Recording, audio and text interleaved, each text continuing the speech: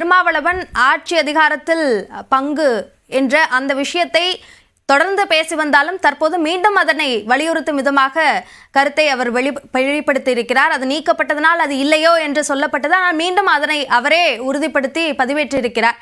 இது பற்றி உங்களுடைய கருத்து என்ன? வணக்கம். பொதுவாகவே ஒரு பதிவு போட்டுவிட்டு பதிவு நீக்குவது என்பது அவரோட விருப்பம். அது நான் தலையிட விரும்பல. ஆனா ஒரு விஷயம் மட்டும் நல்லா தெரியுது. ஆனா இந்த திமுக கூட்டணியில் இருக்கின்ற அந்த கட்சிகள் ஒரு மிகுந்த ஒரு மன உளைச்சலுக்கும் அதே போல ஒரு கடும் அதிர்ச்சிக்கு ஆளாகி இருக்கின்றார்கள் என்பது ஒரு பட்டவர்த்தனமா உள்ளங்கை நெல்லிக்கனி போல தெரிகின்ற ஒரு விஷயம்.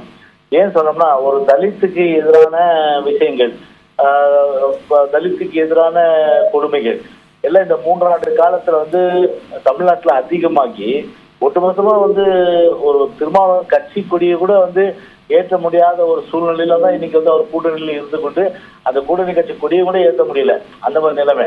எனவே அவர் இந்த விரக்தியினுடைய இந்த வெளிப்பாடா கூட இருக்கலாம் நிச்சயமா. அதனால எது எப்படி இருந்தாலும் தேர்தல் நெருங்க திமுக கூட்டணி உள்ள இன்னும் இந்த சில கட்சிகள்ல கூட அடுத்தடுத்து கொடி பிடிக்க எதிர்ப்பா கொடி பிடிப்பாங்க கண்டிப்பா. இப்போ சிபிஐ பார்த்தா அவங்களும் ஒரு போராட்டவாதிகள். ஆனா அவங்களும் பல்வேறு பிரச்சனைகள், பொதுமக்கள் பிரச்சனைகளை பார்த்தீங்கன்னா போராட முடியாம தவிச்சிட்டு இருக்காங்க. போராடினா உடனே அதை ஆஃப் பண்றதுக்கு எல்லா வித முயற்சியும் திமுக தரப்புல எடுக்கின்றது. அது போராடக்கூடாதுன்ற மாதிரி அவங்களும் சொல்றாங்க. அதனால அவங்க பாத்தீங்கன்னா ஒரு பெரிய அளவுக்கு ஒரு எந்த ஒரு மக்கள் விஷயத்திலயும் போராடுறதுக்கு அவங்களால முடியல.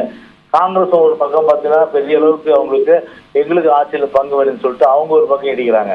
எனவே இப்படி பாத்தீங்கன்னா ஒரு ஒரு ஒரு என்ன சொல்றது, அந்த கூட்டணி பொறுத்த வரையில முழுக்க ஒரு நெல்லிக்காய் மூட்டையை எப்படி கட்டி வச்சா அது அவுட்டர் செதறமோ அது மாதிரி செதறுகின்ற வாய்ப்புகள் தான் தேர்தல் நெருங்க கண்டிப்பா அந்த மாதிரி ஒரு சூழ்நிலை உருவாக்குகின்ற வாய்ப்புகள் தான் இப்ப இருக்க அரசியல் நிலவரப்படி தெரிஞ்சாங்களாம்.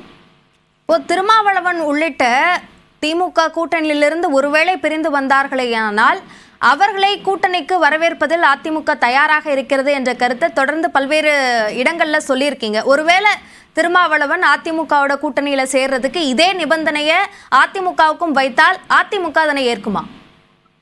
அதாவது நீங்க கேட்கறது ஆட்சியில பங்கு தானே? அதேதான்.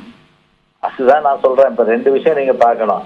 முதல்ல எங்க தலைமையை ஏற்றுக்கொண்டு எங்க கூட்டணியில வருவது, அது குறித்து பொதுச் செயலர் தான் முடிவு செய்யணும். கட்சியும் பொதுச் செயலர் தான் முடிவு செய்யணும்.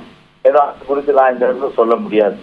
ஆனா 2வது நீங்க ஆட்சியில பங்கு என்பது அது ஆதி காலம் தொட்டு அதிமுக பொறுத்தவரை புரட்சி தலைவர் காலத்திலும் சரி, புரட்சி தலைவர் அம்மா காலத்திலும் சரி, அதன் பின்பும் சரி, ஒரு தனித்தன்மையோட தமிழ்நாட்டை ஆண்ட கட்சி 31 வருஷம் பாத்தீங்கன்னா ஒரு அறுதி பெரும்பான்மையோடு தனித்தன்மையோடு தமிழ்நாட்டு வழி நடத்தியது அதிமுக.